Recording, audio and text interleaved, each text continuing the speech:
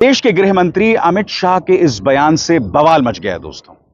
और जाहिर सी बात है, भारतीय जनता पार्टी का जो प्रचार तंत्र है, उनके तमाम मंत्री सक्रिय हो गए हैं।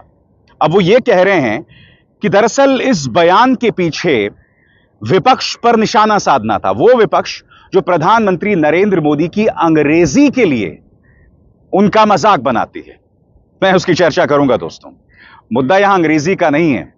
सबसे पहले मैं आपको बतलाना चाहता हूं कि देश के गृह मंत्री अमित शाह ने दरअसल कहा क्या। इस देश में जो लोग अंग्रेजी बोलते हैं उन्हें जल्द ही शर्म आएगी। ऐसे समाज का निर्माण दूर नहीं है। उन्होंने यह बयान गुरुवार को नई दिल्ली में पूर्व आईएएस आशुतोष अग्निहोत्री की बुक मैं बूंद स्वयं खुद सागर हूं के विमोचन के मौके पर कही।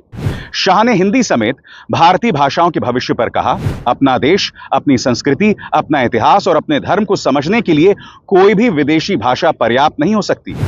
अधूरी विदेशी भाषाओं के जरिए संपूर्ण भारत की कल्पना नहीं की जा सकती।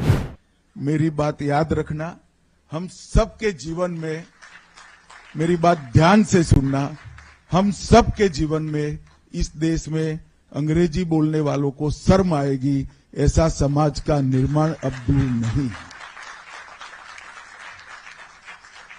चीजों को वो ही कर पाते हैं जो करने की ठान लेते हैं। और मैं मानता हूं हमारे देश की भाषाएं हमारी संस्कृति का गहना है। हमारे देश की भाषाओं के बगैर हम भारतीय ही नहीं रहते हैं। हमारा देश, इसका इतिहास, इसकी संस्कृति, ये हमारा धर्म, इसको समझना है तो कोई विदेशी भाषा में नहीं समझा सकती। आधी अधूरी विदेशी भाषाओं से संपूर्ण भारत की कल्पना नहीं हो सकती। वो केवल और केवल भारतीयता से हो सकती है, भारतीय भाषा से हो सकती है। आज की तारीख में भारत में लोगों को अंग्रेजी आती है, वो हमारी ताकत है। क्या आप जानते हैं कि जर्मनी हो या चाइना, इन दोनों देशों में कई बार जब वो अमेरिका में प्रवेश करते हैं तो उन्हें दिक्कतें पेश आती हैं। क्यों? क्योंकि वहां के लोगों को इतनी स्पष्टता से अंग्रेजी नहीं आती है। मुद्दा यह नहीं है, मुद्दा यह है कि क्या आपको भारतीय भाषाओं का दर्जा बढ़ाने के लिए अंग्रेजी का अपमान करना जरूरी है?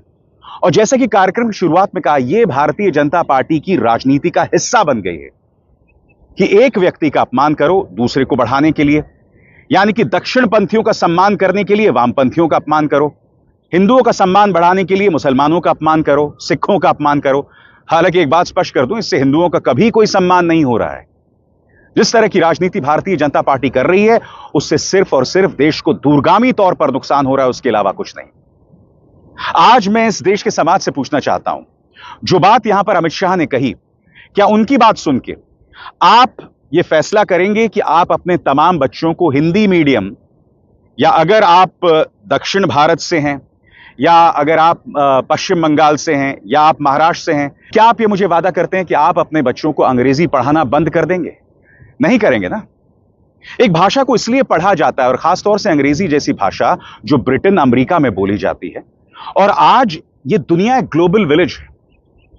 हमारे यहां पर बीपीओ सेंटर्स हैं, कॉल सेंटर्स हैं, जहां हमारे भारतीय बच्चे बैठते हैं और वो अमेरिका और ब्रिटेन में लोगों की समस्याओं का निदान करते हैं। और ऐसे में देश के गृह मंत्री क्या कहते हैं?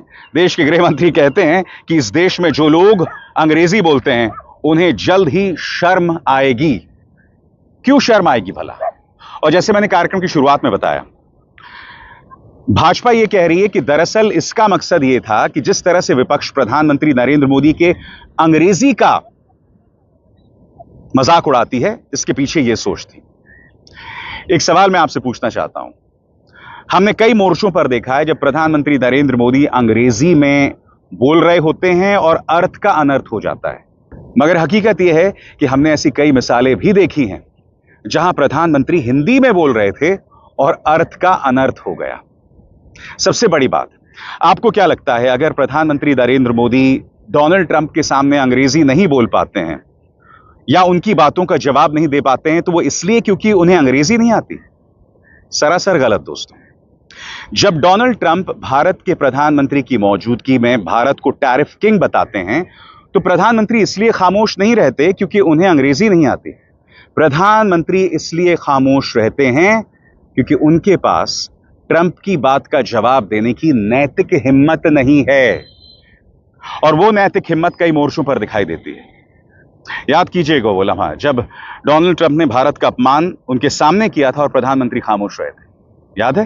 फिर से सुनिए। We have to do that just as a mechanism of fairness, and that's what I've done. And so we are being reciprocal with India. Whatever India charges, we charge them. So frankly, it no longer matters to us that much what they charge, because whatever they charge, I had discussions with India in the first term about the fact that their tariffs were very high, and I was unable to get a concession. So we're just going to do it the easy way, and we're just going to say whatever you charge, we charge. And I think that's fair for the people of the United States, and I think it's actually fair for India.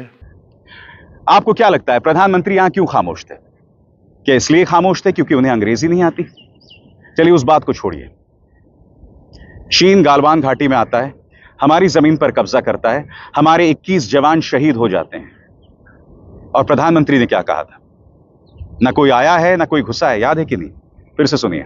न वहां कोई हमारी सीमा में घुस आया है, न ही कोई घुसा हुआ है, न ही हमारी कोई पोस्ट किसी दूसरे के कब्जे में है।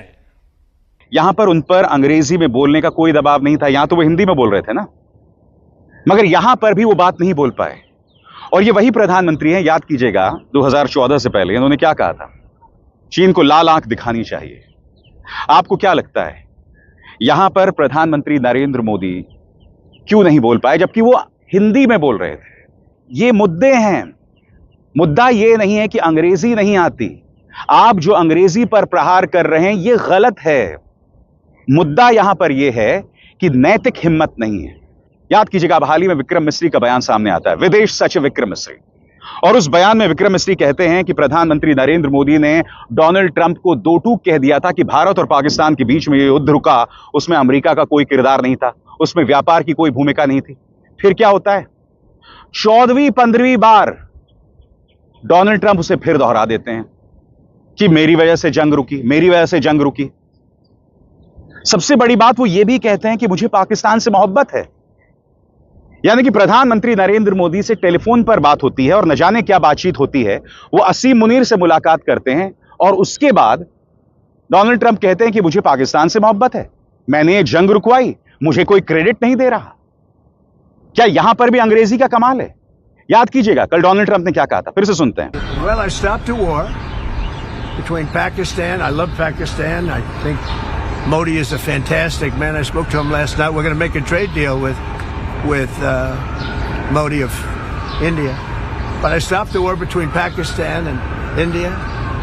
This man was extremely influential in stopping it from the Pakistan side, Modi from the India side, and others.